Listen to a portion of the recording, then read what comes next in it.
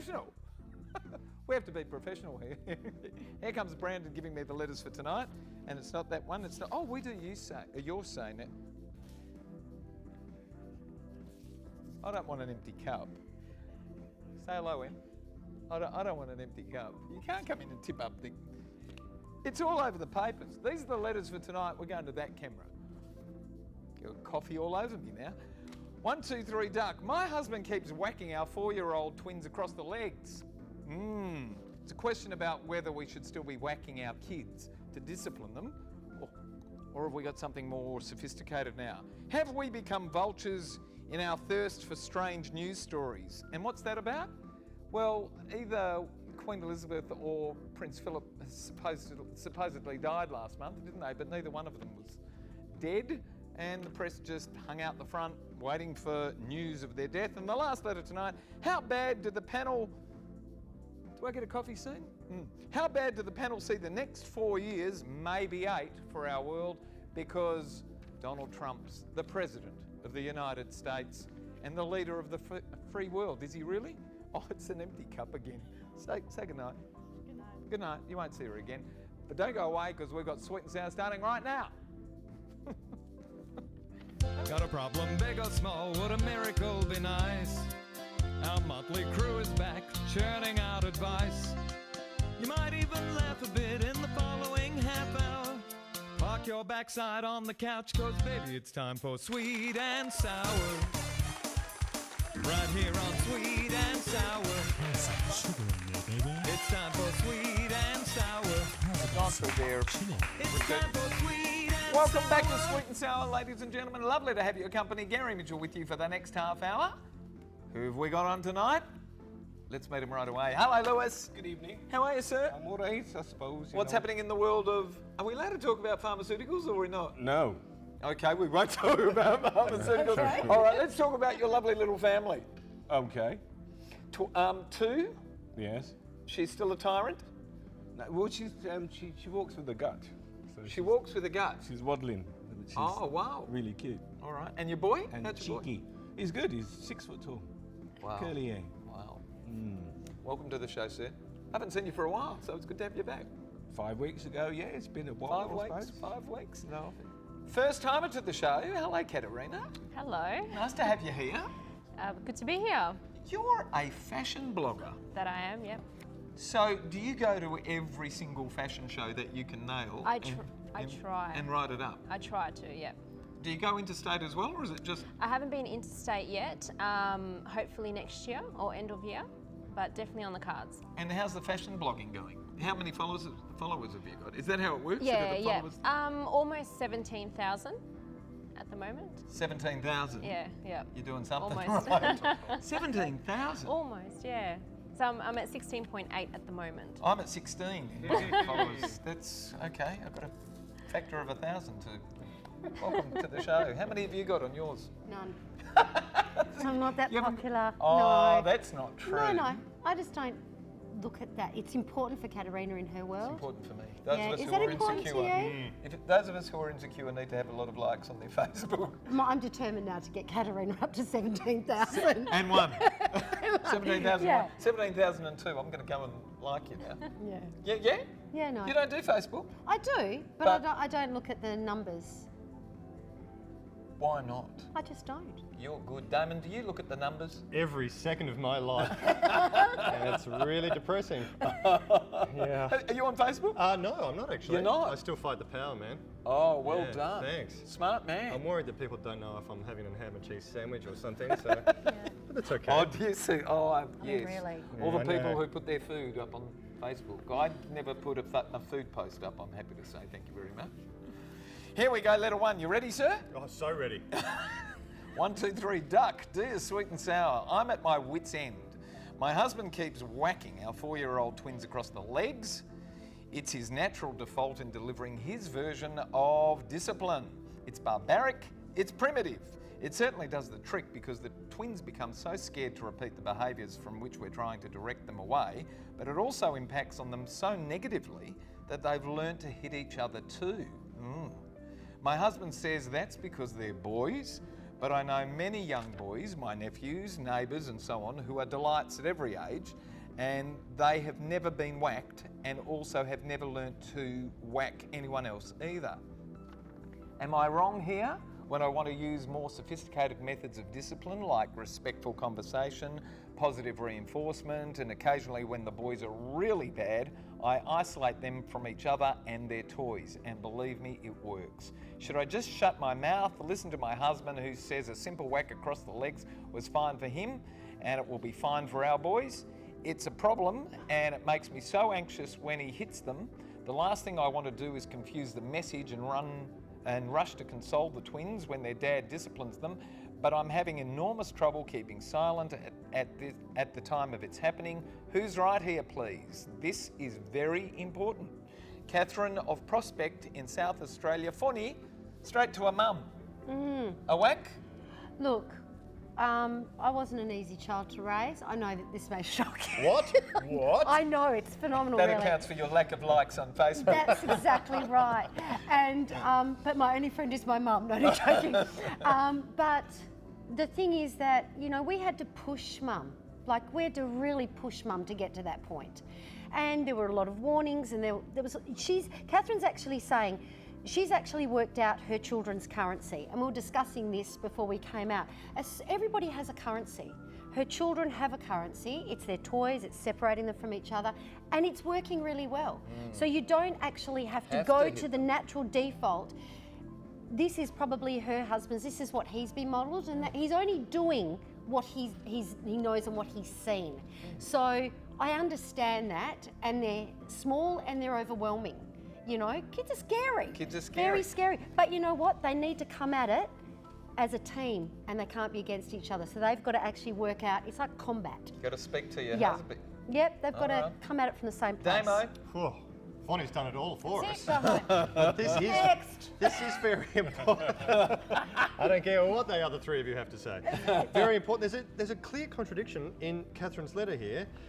We're trying to direct them away from this behaviour, but they're learning the bad behaviour from their father. So don't do that behaviour, because what happens in the home is where you learn to behave yourself out in public.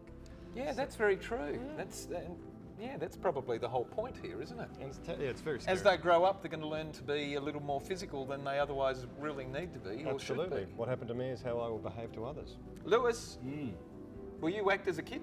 Well, I got the beaten out of me when I was a boy, but like my girl over here, I think I deserved it, and I don't think I would be here today if I didn't get, whacked.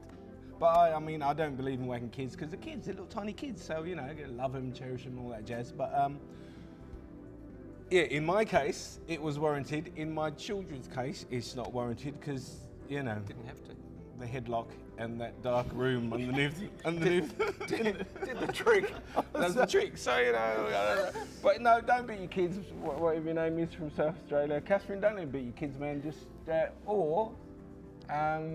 room underneath the stairs. yeah, no. What you're doing is great. Talk to him, let him see time out and all that jazz. Like the nanny on TV, if that works, wicked. But some instances might save a life or two if you beat the shit out of them. So. Kat, when you become a mum, are you going to whack the back of your kids' No, legs? no. I'll try not to. No. I turned out okay, but I do believe there are different methods of discipline, and taking their toys away, etc. Yeah, it works, and I've seen. works. Yeah, no, I've seen it happen in front of me where parents will sit down and have a conversation with their children about it and about what they've done wrong and what's right and wrong, and they And do they'll go listen. away and Yeah, listen. they do listen. Yeah, we actually online asked our online audience to answer this question: is whacking kids to discipline them acceptable in this age? And the results are these. Where is it on the screen? There it is. 55% said yes, 45% said no. So that just tells me that it's, we're still not quite there. Wow. Interesting. Yeah. I wasn't expecting that. No, expecting that at all. nor me. Yeah, the 55% of the 55% that have kids, and the 45% that so, it works out, innit? When we come back, we're going to be talking about whether our thirst for media stories has really wound up the media and its portrayal of stories that we're fed. We'll see what the panel have got to say coming up right now. Don't go away. After the break, more of Sweet and Sour. Yay. So what do we... 55% said yes. Getting in touch with Sweet and Sour is easy. Just head to sweetandsour.net.au to send us a letter. And while you're there, why not check out our past episodes? Plus, don't forget to like us on Facebook and follow us on Twitter. And for a behind-the-scenes look at Sweet and Sour, check us out on Instagram.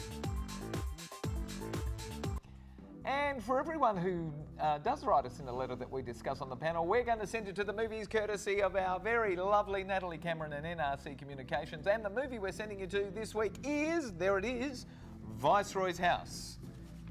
Natty only sends us fantastic movies, so that's guaranteed to be a terrific one as well. Here we go.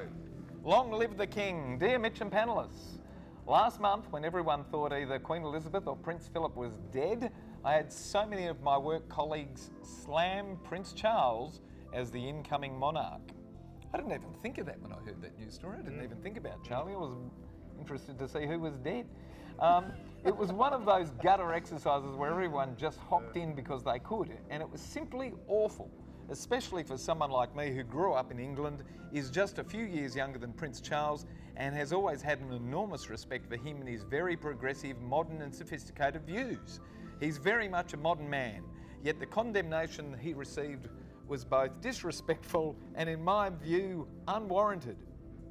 So the two issues I'd like to put to you is, what are the panellists' views on Prince Charles and his taking the throne?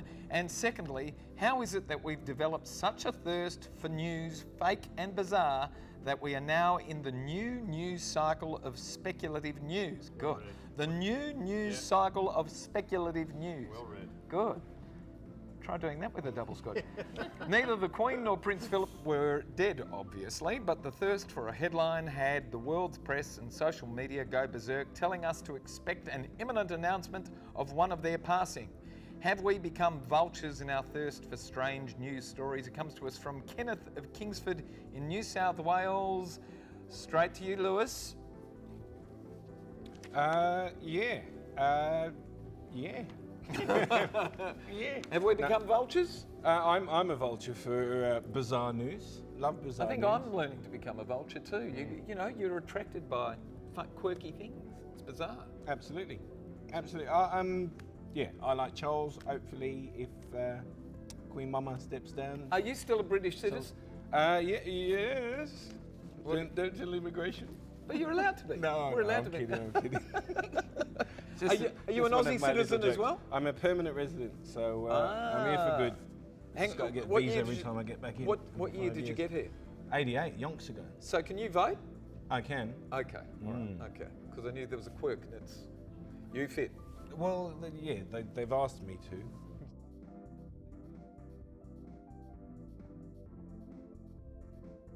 Politics. Do you know what I mean? But I was an English geezer, so I grew up with Prince Charles. The man, so All right. he's next in line. All Lovely right. jubbly. Someone who's younger, Katerina. Prince Charles is the next in line. Do you like him? Well, Is it relevant to you? Well, here we are in Australia, Not and they're really. worried about all that Look. stuff over there. Is that an issue for you? not really. No. Look, Prince Charles is the next in line, so he will take it. But I would love to see Prince William up there. Yeah, I can Yes. understand that too. That makes it very attractive. And what about bizarre news stories? Are you interested in being? Do you get attracted by the bizarre? You go clicking on your phone and say, "I'm going to follow that." I do. I sit Yeah. there and I read them all, and then follow that page, this page. So I am guilty of that. Yep. The media know what we want. The media know what sells. They know how to suck you They know, in. they know, you know, where we spend our money and where we spend our time. All right, Foni, what's going on here? Don't mind a bizarre story. No, I know. Yeah, not all the time, probably Not all the 50-50. With this one, it was like, oh, you know, I don't think so. They just want the man to, you know, I want him to drop, well, someone's got to drop off the perch. Sensationalism, it's marketing. And I just thought, no, this isn't right. It's a huge story. It was a huge story, and I sort of was like, no, I sort of quite like them just where they are. And Prince Charles, no, I think I'd like some new blood in there. Guess what? That's one of the wonderful things about monarchy. Doesn't matter who they are. They're coming up. Yeah. You know, the next generation gets a Guernsey anyway, whether Yeah. you like them or not. It's a bizarre system. That's why I'm a Republican. That's one of the reasons, anyway. Damo, last word. Well, I think all my fellow panellists will agree with me that we all know Prince Philip has been dead for the last 20 years. They just blow him up for public events. We're all very aware of that situation. But what breaks my heart a little bit is that, in a natural disaster story, producers behind the cameras are waiting for another death. They're waiting for someone else to die so they can spout it out there, because we are interested in it. Just that sort of We breaks my are, heart. and they've got all these obituaries waiting to Waiting. go. Love it. Amazing. We have this statistic for you. The Your Say online site asked this question. Many say the next monarch should not be Prince Charles and instead be Prince William. So in your view, should Prince Charles become king after QE2? And the results are these. Go, Chuck. There you go. Only 26% said yes, and 74% said no. God, that says a lot about Charlie's popularity. When we come back, we're going from one side of the empire across the Atlantic, and we're going to be talking about the first 100 days of the Donald. Don't go away. More of Sweet and Sour. See you soon. Does anybody like it? Hi, I'm Lydia and I love being on Sweet and Sour. But Gary said I'm not allowed to say that.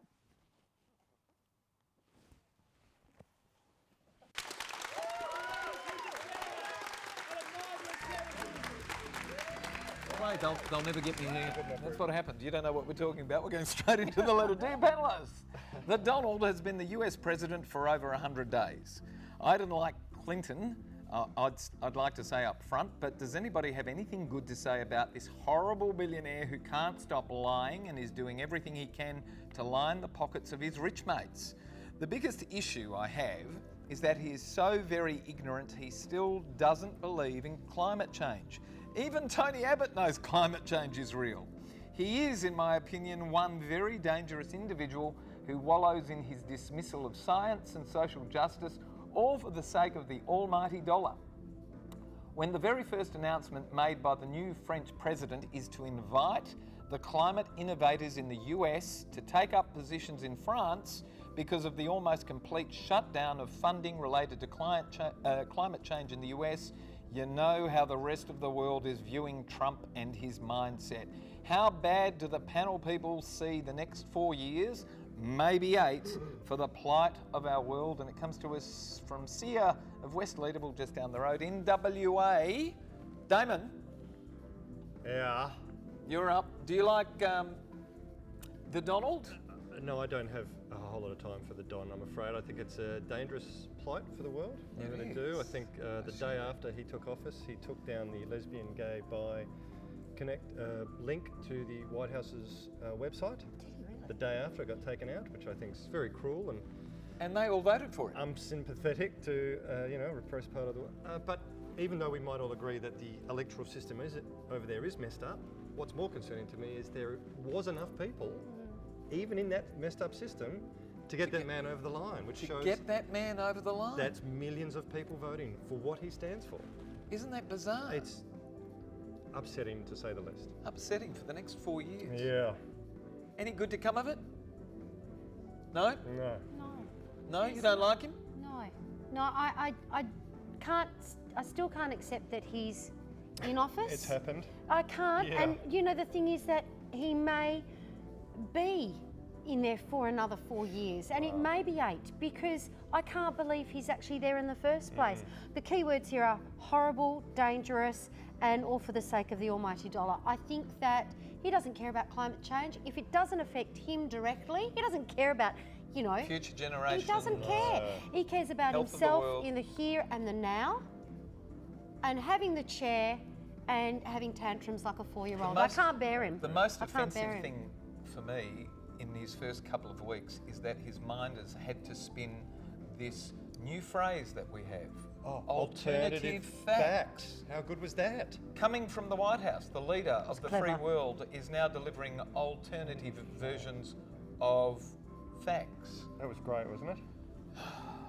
Katerina, anything good about President Trump? I don't know, I'm scared. Oh, like the rest of us.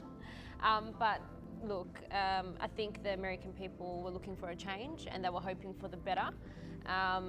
But unfortunately, it's Agreed. not going that way. But yeah, I think they were looking for a change, and that's why the majority of America did vote for Donald Trump.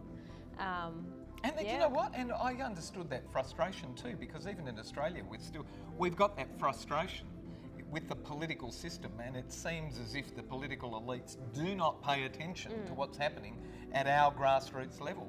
And Trump, to me, is very much a protest vote against all of what had Agree. gone before. And, you know, poor old Hillary Clinton represented all of that negativity that we've created through this political machine, Which he played masterfully. which he played He used it. beautifully. Yeah. He did. But a vulgar character, as far as I'm concerned. Any redeeming features? Do you like anything that he's done? Anything that you've heard? Anything? I did hear he did generate more jobs. But wait, there's a new take on this. As a fashion blogger, do you like Melania? Oh, yeah. There's a positive. She dresses well. She dresses She well. dresses well, yeah. But we don't know anything else about her But apart from where she's She keeps quiet. very She smart. keeps quiet woman. and away from him. doesn't have an opportunity Away to from speak. him. She can't get a word in. How can you not like Melania? How can you not like her? Melania.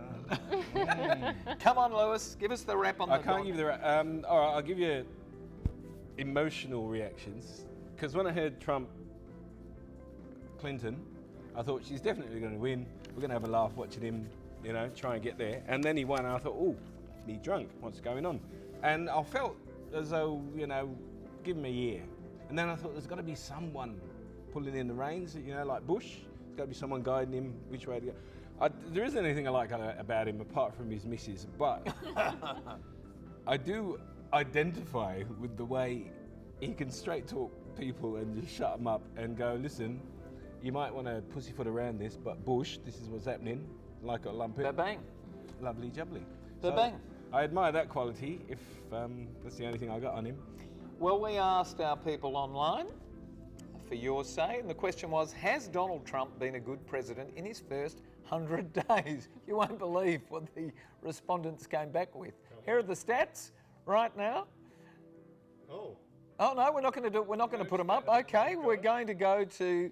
Here's the result anyway. It's 19% that said yes, he's been great, and 81% said no. I got to say, I'm in the 81%. I'm with the 81%. I thought this was all about climate change, you know. We didn't speak about climate change. All that we know is that he really is Scary. Everyone's scared. against it. He's strange, very strange. Interesting. All right, in a word, are we?